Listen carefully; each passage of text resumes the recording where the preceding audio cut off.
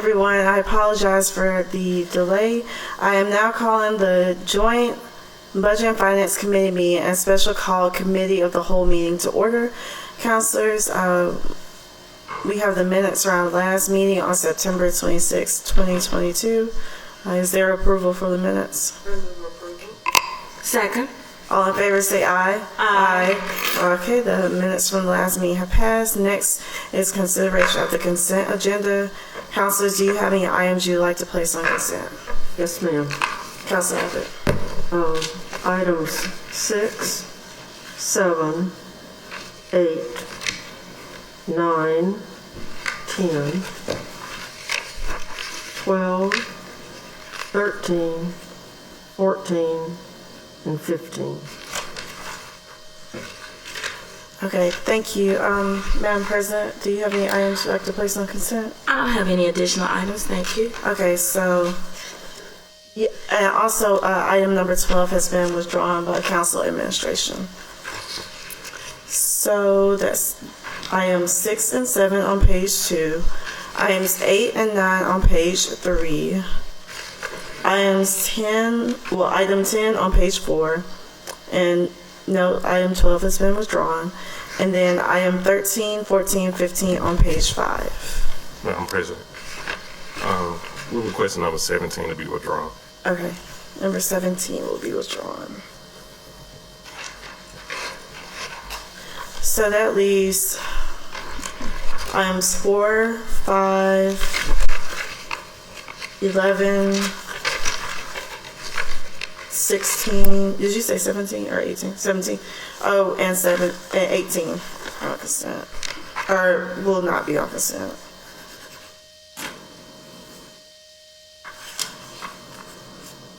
I think. Yeah. Is item 4? No. Okay, thank Item you. 4 is not. So that's item 6, 7, 8, 9, 10, 11, item 12 withdrawn, 13, 14, 15, and item 17 is withdrawn. Okay, 11 is not on consent. No, you didn't place Okay. on consent. Move approval of the consent items. Second. All in favor say aye. Aye. The consent agenda passes. So if your item was placed on consent, you can go and enjoy the rest of your afternoon. First item 4, a resolution authorizing the mayor to execute an agreement with ESPN Productions Incorporated, under which ESPN shall plan, implement, and host the Ticket Smarter Birmingham Bowl. I did not know that was the official name of it. Football game in Birmingham, Alabama during the city's 2023 fiscal year. The Ticket Smarter Bowl is expected to bring college athletics numerous fans, administrations, and officials from outside the city, which will create and foster community pride while providing recreation and entertainment opportunities for attendees, bring jobs, and have a positive economic impact for the city. For ESPN hosting the Ticket Smarter Birmingham Bowl in Birmingham, the city will provide incentives to ESPN not to exceed $200,000 and other in-kind related services in accordance with Amendment Number 772. Move the item. Second. Chief. Good afternoon, committee. Good to see you. So before you, it's just our annual agreement that we have with ESPN for the Birmingham Bowl. This year's game will be on December the 27th, 2022 at Protective Stadium. According to the Greater Visitors Bureau, last year with the matchup between Houston and Auburn, they had an economic impact of almost $10 million just from that one game. So that brings up a total for the last 15 years of having the Birmingham Bowl. It's around $166 million in economic impact over the last 15 years. So before you, it's just our annual agreement with ESPN to host it for this year. Right now, we don't know who the teams will be because it's based off of seeding. So right now, we still hope it'll be a top-tier SEC team versus an American team. Okay. Councilors, do you have any questions? Councilor Abbott? Yeah, my only question is just for a memory check. Is $200,000 what we've provided every year since we started this endeavor? And do we think this game will continue in the future, or do we think something will happen to it? Well, it's always our hope that we continue to have it every year based off of the attendance. It's always a factor for having that type of bowl game. Can't speak to what the NCAA has going forward with their, expansion of the tournament or the playoffs. So I don't know what the bowl game will look like on down the road. But right now, we're hopeful to at least host it for another year. Okay, thank you. Okay, Madam President? And just on that line of thought, I just want to know, we contract for this each year. There isn't a term or year span. It's up to the NCAA. Right. We don't want to get into a long-term situation because we don't know, like I said, the future of how bowl games will be presented, because like one of the expansion of the playoffs could potentially remove bowl games, but we don't know that. Yeah. So right now it's just based off a year. And of course we're using the $3 lodging tax to pay for it. Perfect. Thank you. Okay. Do either counselors have any more questions? Counselor Abbott? No. Okay. I think there's been a motion and a second. All in favor say aye. Aye. Item number 4 passes. Next item. Item number 5. A resolution authorizing the mayor to execute an agreement with Birmingham FC, LLC, Birmingham Legion, under which Birmingham Legion will host its 2023 and 2024 soccer games in the city and will promote the game of soccer in the city. Promotion of the Birmingham Legion games are expected to increase tourism in the city by bringing fans and visitors to the city, which will generate additional sales and lodging tax revenue, and will provide positive publicity to the city from print and electronic media coverage. The city will provide financial incentive to Birmingham Legion in an amount not to exceed $100,000 pursuant to the Amendment number 772 for games played in the city, which will generate revenue and will provide positive publicity for the city through sponsorship recognition. Move the item. Second. Chief. Yes.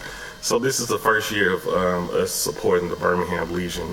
Birmingham Legion has been our pro team for almost, I think, going on 6 years now, maybe wrong, maybe 5. So this is just to support them from their actual, when they moved from the UAB campus to Legion Field. This is the second year of them being at Legion Field. And so this is just to support the Birmingham Legion. The Birmingham Legion Football Club. So, what is this going towards exactly? I know it says all of this, but Yeah, it's pretty similar to what we did with the UAB football program, where we just gave them supporting funds, and then they gave us a lot of community outreach programs to the Birmingham school systems, and there is a level of tickets that will be provided. oh, good. I got a little soccer team over in my district. So, okay, Madam President. Thank you very much. Just a few questions, Chief. First of all, will this money is coming from the $3. lodging tax? Are there any specific goals that the city or the Legion will use to target interest in the sport? I know a lot of little leaguers and families that's often an entry to sports for youth. But is there anything we can do to sort of promote more interest among our residents for the sport itself? And speaking with I'm sorry, Madam President. And speaking with Jay Hemps, who's the president of the Birmingham Legion, he has a community outreach section now that he has kind of stood up for the Birmingham Legion. If I recall right, they work with the Birmingham school system in their bands to make sure they are at every game and participate and understand the dynamics of sports. And of course, there is a level of pomp and circumstance when it comes to soccer. They also provide some outreach to the teachers to provide them different type of level training when it comes to soccer, so they can know how to speak the language to say it's not a soccer field, it's a pitch. It's different type of terminology that they have to do. And then they also have a lot of outreach to our public safety sectors to try and get them involved with the Birmingham Legion. Okay, that's very good, because I did want to just see that interest. I think more than we educate and advocate for the sport itself, that would bring the interest, and especially within the school system. Yes. And even happy to hear that if BCS is working with them, even the curriculum from a physical education standpoint might be helpful. So I'm happy to see that type of marketing and merchandising that will be spent for that. Thank you. Yeah. Okay. Thank you, Councilor Abbott. Thank you, Madam Chairman. I wanted to know what the average attendance is at these soccer games that are being held I don't have that particular number, but I can only speak for myself. The last one I went to, which it is one today, they average around 2,000 to 3,000 in attendance. It just depends on who they're playing. So how did we arrive at $100,000? It was just a support that they requested from the city. Because I live near the UAB stadium, and the attendance was not all that inspirational, so I just wondered why we're providing so much funding for Yeah. so little. We're getting so little bang for our buck. I just wondered. Yeah, I think the whole gist of this was trying to support a local team and try and keep the environment and trying to support a local team. Well, how many games will there be in 20 Birmingham? games. 20? 20. 20 games.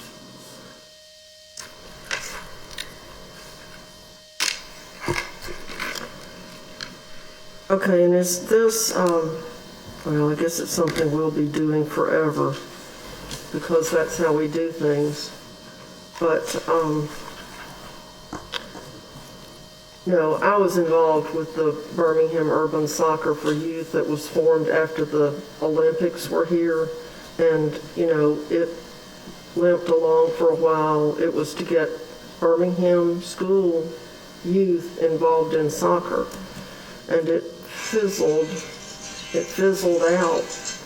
So, you know, I would be interested in knowing how, because I assume for all this money they're going to do a lot of outreach with the school system. I'd like to know how they plan on increasing interest in soccer so that our $100,000 will generate more than 2,000 to 3,000 people going to a game, which is I would a definitely. parking problem. That's So, one thing. I just want to make sure that, because we were very intentional when we met with Mr. Hemps, to let him know that the council was very adamant about outreach to the Birmingham school system, and the mayor was very adamant about that also before we even released these funds to them. So they are aware, and I would be glad to provide you guys with the outreach program that I think I should have either been in your packet. I will make sure that you get a copy of it. So is that in the contract that they'll be doing outreach in the I schools? think it is a recital that says something about outreach, but we always follow up with them and make sure they follow what they said they're going to do. I'm not worried about us. And they said Legion. Did you say Legion Field? No, it's at Protective Stadium. Okay. But we Yeah, I don't know. are, and I want to make sure that everybody understands that we are asking them to at least have one game at Legion Field, because the last one that was at Legion Field was very successful. It was called Legion at the Legion, and they had a very good attendance at that one. So we don't want them to just use Protective as their home stadium, because we still have one that has a FIFA certified soccer field that they can use at their discretion. I would like to see maybe they could do some type of clinic the day before or something, especially with the schools that are around Legion Field. I think that'd be good. Do either counselor have any more questions? No. Okay. Well, there's been a motion and a second. All in favor say aye. Aye. That item passes. Next item is item number 11, a request seeking a budget ordinance to transfer funds totaling $29,165.56 from Counselor Tate's GL account #031_0429.542-001 to the Parks and Recreation Department's GL account #031_205_00400.690-001 for video surveillance equipment at Ansley Park and Recreation Center. Move the item. Second. Jeff, I think, can you explain this item or talk about it? I might need some. Or Chief, either one. I may need some help from the administration, but as I understand it, on August 20th, at the Inslee Park and Recreational Center, specifically on the tennis court, at about 11:30, some people were there playing tennis, who were held at gunpoint and who were robbed. That dang. Okay. Thank you. So basically it's just So are you ready lot for of more activity. questions? Now I'm Yes. familiar with it now. So yes, this was a request from Park and Rec for the installation of security cameras around the Inslee Recreation Center. Okay, Councilor Abbott. Yeah, I had some questions about this item simply because I think it's a good use of discretionary funds. What I wanted to know is, is this an annual commitment? Because I know we have to pay for people to watch or to maintain the equipment, and we have a monthly fee. Is this forever from the council member or just for this year? So usually, Madam Chair, sorry. Usually what happens is this is usually the installation costs and maybe 1 year of monitoring. After that 1 year, then we'll pick it up on our utility costs for Park and Rec for the monitoring. But usually the original cost, that's before you use the installation.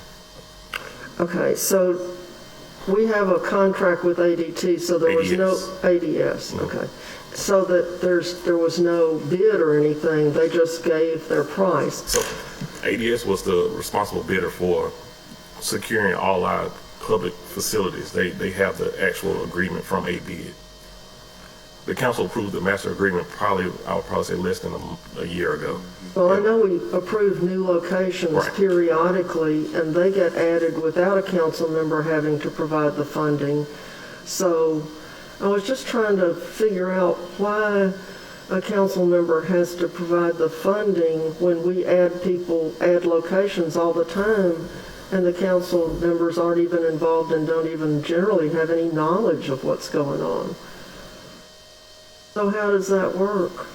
Are you speaking for your district specifically? 'Cause Well, I no, think- I'm asking a general question. If security is needed somewhere, how is it that some appear on the agenda with no one asking, and then if a council member asks, then they're required to pay for it? Yeah, so generally the budget is set. So let's just say we had a $500,000 set for security. So we can only implement based on priority the facilities that we want to add that level of security to. But that's why we created the master agreement. So if we want to add more things on, of course we have to find more funding for it. So I think it was just a list of priority facilities that need to be taken care of. So it was a timing thing? Yes, ma'am. If you need it now, we don't have the money, so you got to pay for Yeah, it? Okay. it's no similar. I think recently, Arlington House paid for their own security a couple months ago. So it's as needed, but it is based off priority. Okay, so then I read in the agreement that there was electrical work that would be required outside of ADS's contract, and that will be provided at no cost to the council member to We will get have that done.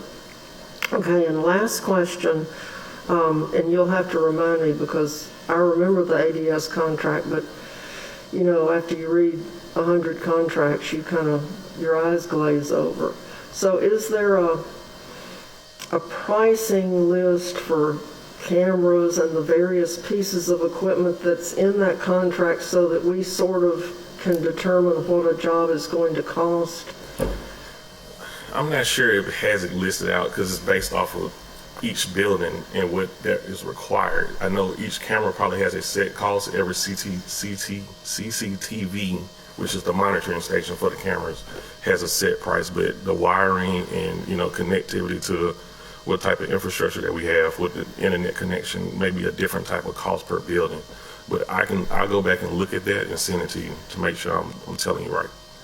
Okay, thank you. And the last question, I said it was last, but I was wrong. There was one more. Will the real-time crime center be the ones watching to see what's going on? Yeah, we try to make sure that it's all integrated to the real-time crime center. Yes, ma'am.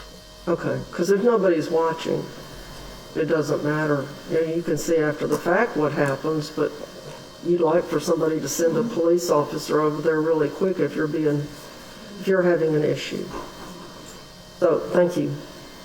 Madam President, do you have any questions? Yes, I just wanted to follow up, and you don't have to give me you could just send me this information, but do we know each of the, any other parks that might be secured in this way? Because I agree with Councilor Abbott, it's a great use of discretionary funds. So if it's an opportunity as councilors to provide the support I'd like to view. Allow me to follow up with Ms. Director Bennett to make sure what has not been done and what needs to be done, and then I'll provide that to the council. Thank you very much. Gotcha. All right. That's it. Thank Okay. you. Councilor Abbott, do you have any more questions?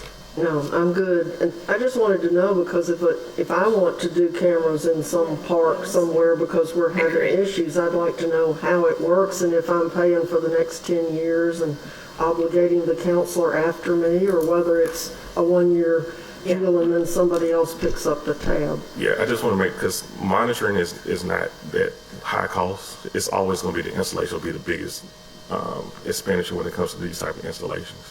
So who's installing it? ADS. ADS, okay. ADS, okay. All right, Madam President, do you That's it for me. Thank you. Okay. Well, there's been a motion and a second. All in favor say aye. Aye. Aye. That item passes. The next item is item 16.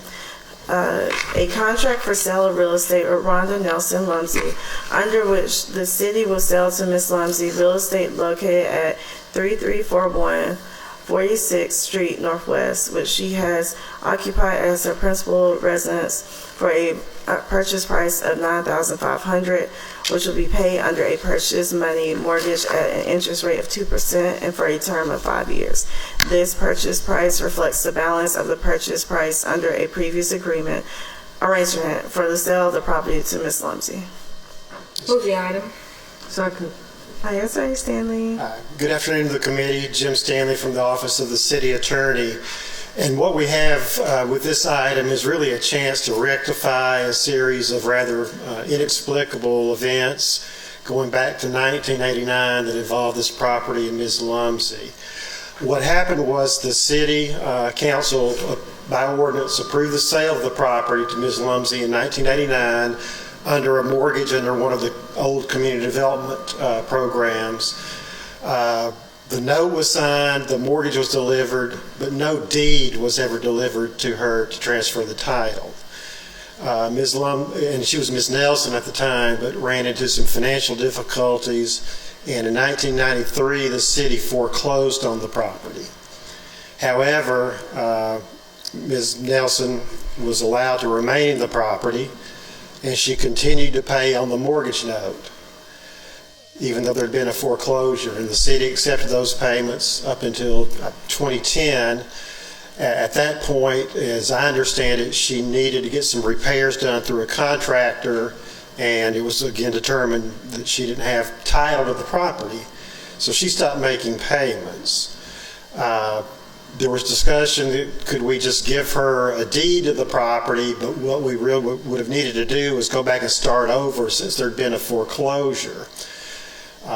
She eventually hired an attorney. We worked with them, worked with the new leadership and community development, and determined the most equitable thing to do was really to pick up where it was left off before. The balance in 2010, when she stopped paying, was approximately $9,500. The terms of the payment are basically the same terms she would have had then, and this will allow her to remain in what has been her residence since 1989, get a contractor to make the repairs, and then finish paying for the property. So that's what this item accomplishes.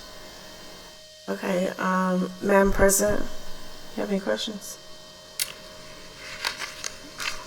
Just trying to really understand the timeline. So 1989, there was no deed delivered, you said, to transfer the title. Then in 93, the city foreclosed on the property. Yeah, the city took a note in a mortgage in 89, but never gave a deed, which should have been the first thing that was done.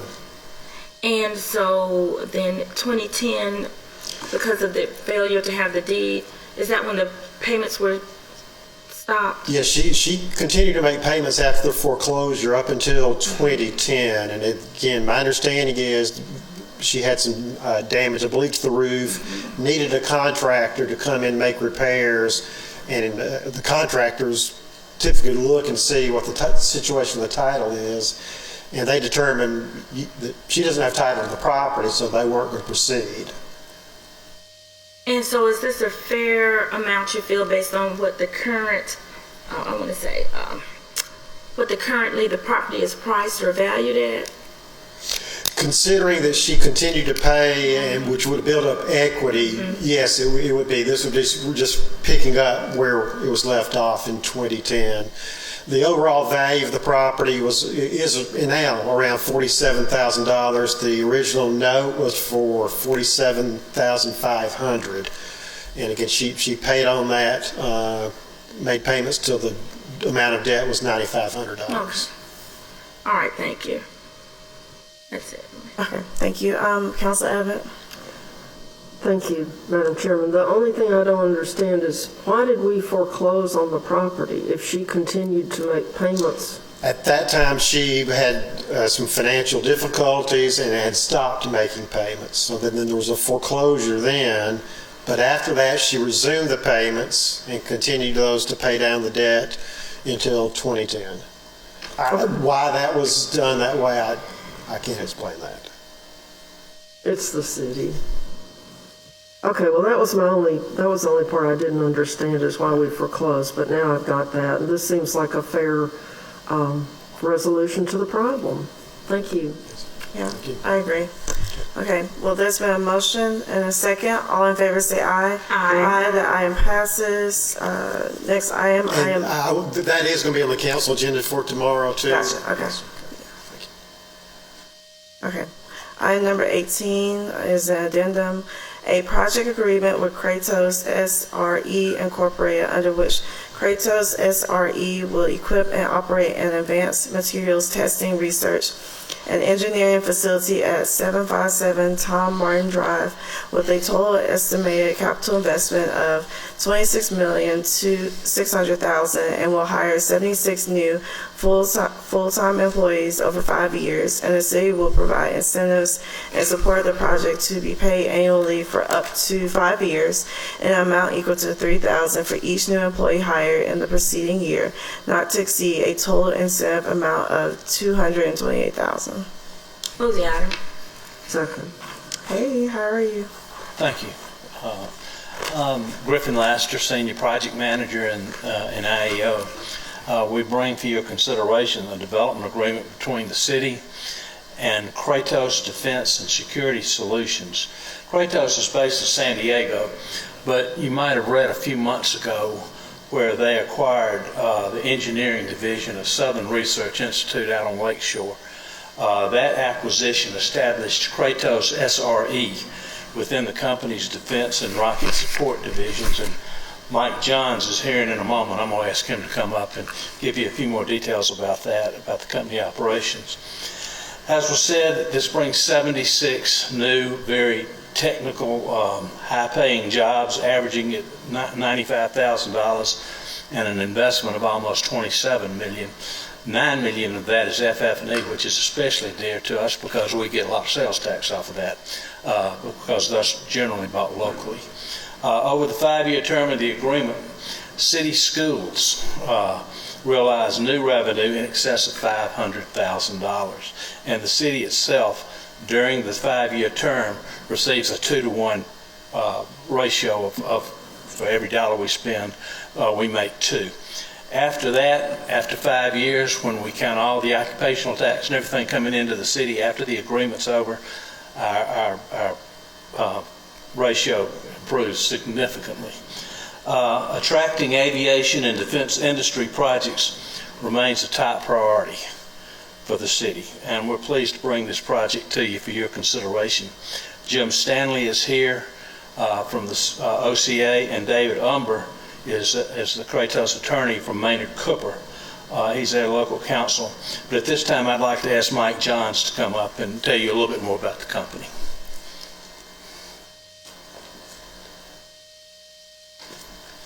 Well, thank you.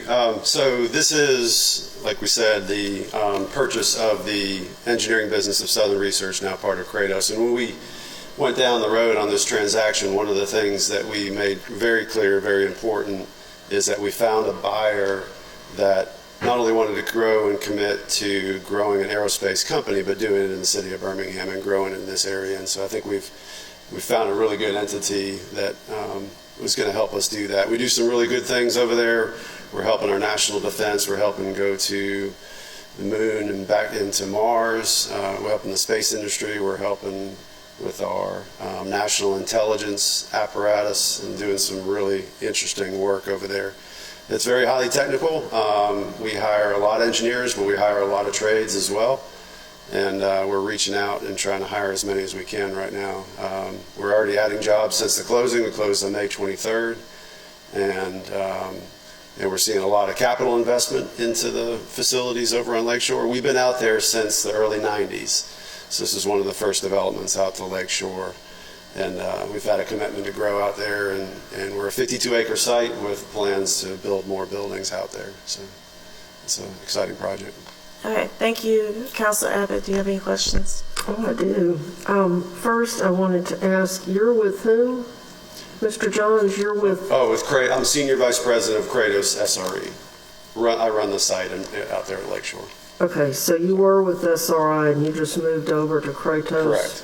Okay, and I guess my questions regarding the incentives have to be asked to Mr. Lassiter, but the $3,000 that we will pay for each employee, we're going to pay that when they're hired?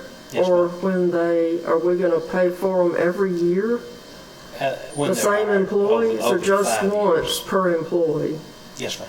$3,000 per employee as they're hired. And at the end, if they don't reach those goals, we're not paying that $3,000, but we feel certain that they will. And the maximum is $228,000 over the term. That's 76 times the number of employees. Okay, and how long does each employee have to stay employed by Jim, do you Kratos? want to talk to that?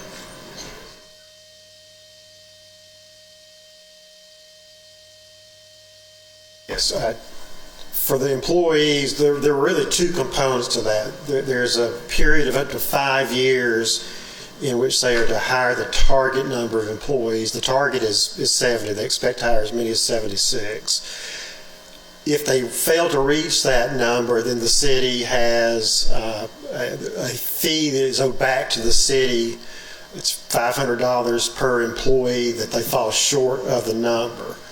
Once they reach the target number of 70, then there's a period of 5 years where they have to maintain an average of the 70 new employees. Some can leave, but if they hired some back and maintained the average, then that would even out.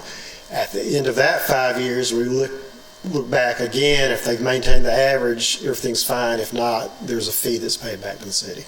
Okay, that sounds reasonable, and thank you for explaining that. The legalese is not always easy to grasp, but I just wanted to make sure because, we've provided incentives to companies in the past, one of whom just announced a 70-employee layoff, and so, I'm like, I want you to hire the people and keep them.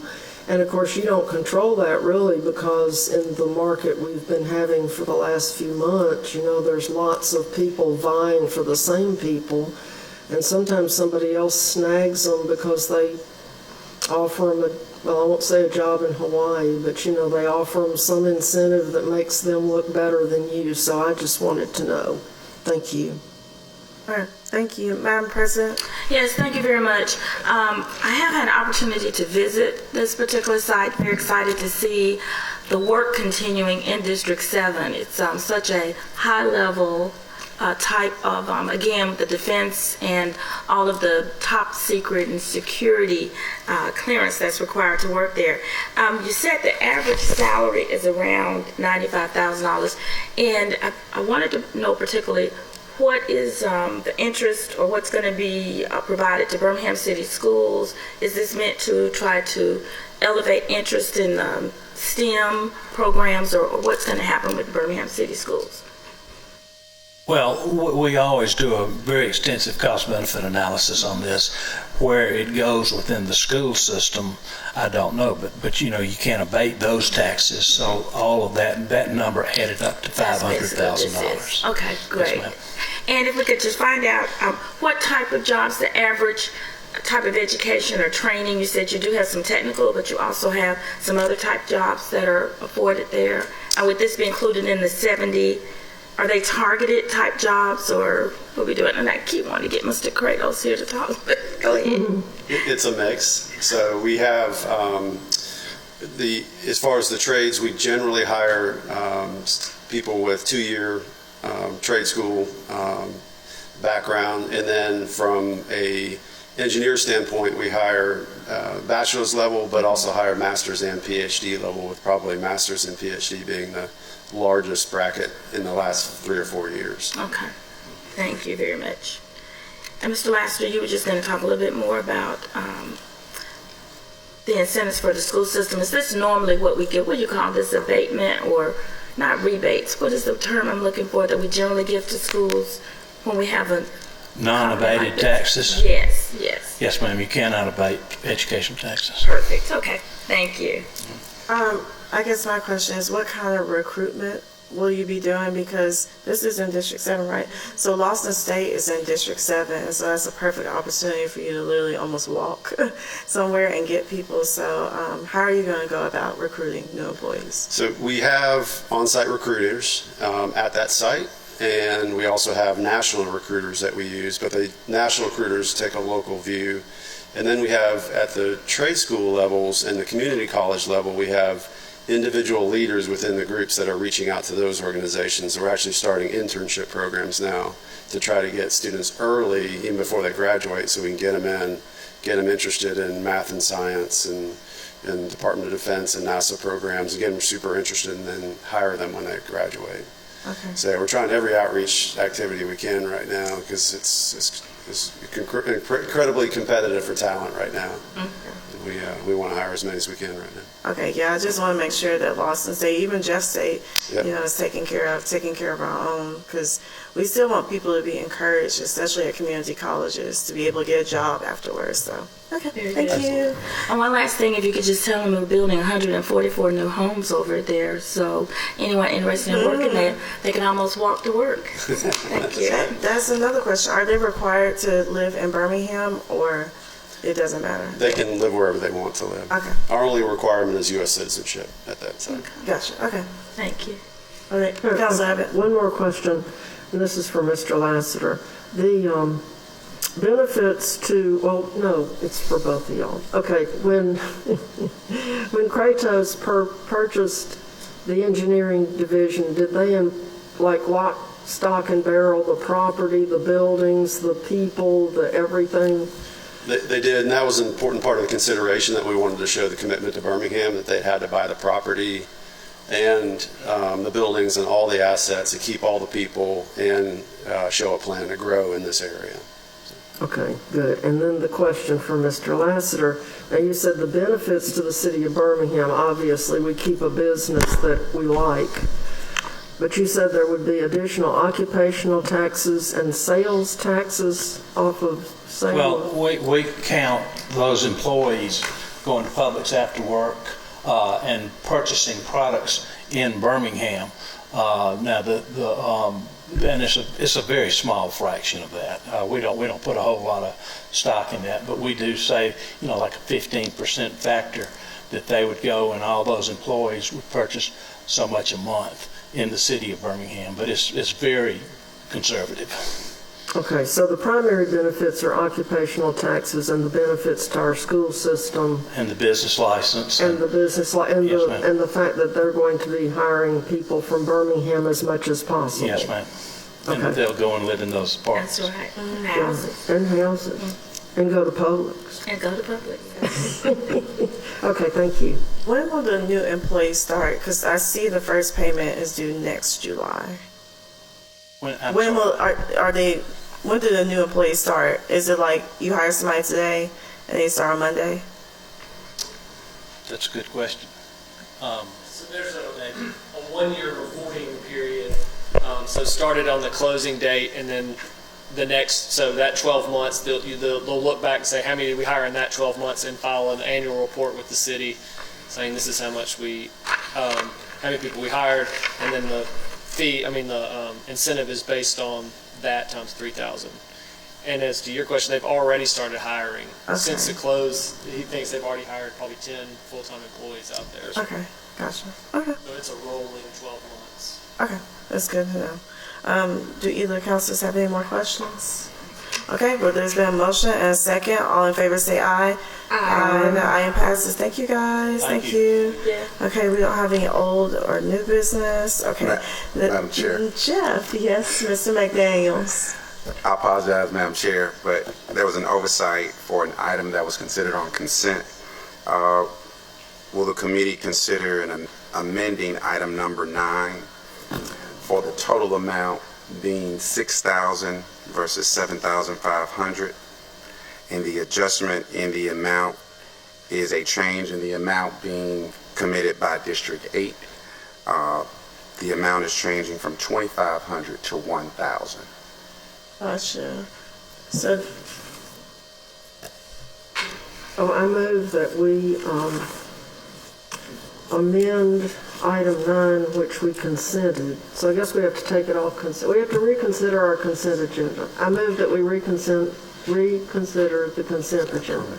Second. all in favor say aye. Aye. Now, I recommend that we take item 9 off of the consent agenda so that we can modify the amount to $6,000 with a change for District 8 of $1,000 rather than $2,500. Second.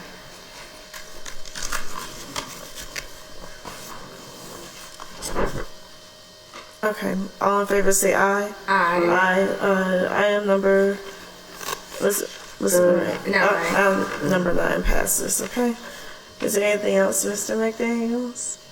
Chief? Okay, the next commit, yes, hey, Cheryl. Okay, well, okay,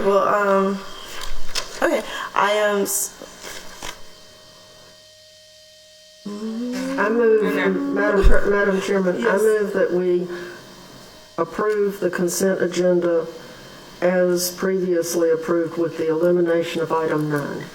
Second. all in favor say aye. Aye. Okay, the reconsideration of the consent agenda has passed, excluding that item. Thank you. The next committee meeting will be on Monday, October 24th at 3:30 p.m. Councilors, do I have a motion for adjournment? So moved. Second. All in favor say aye. Aye.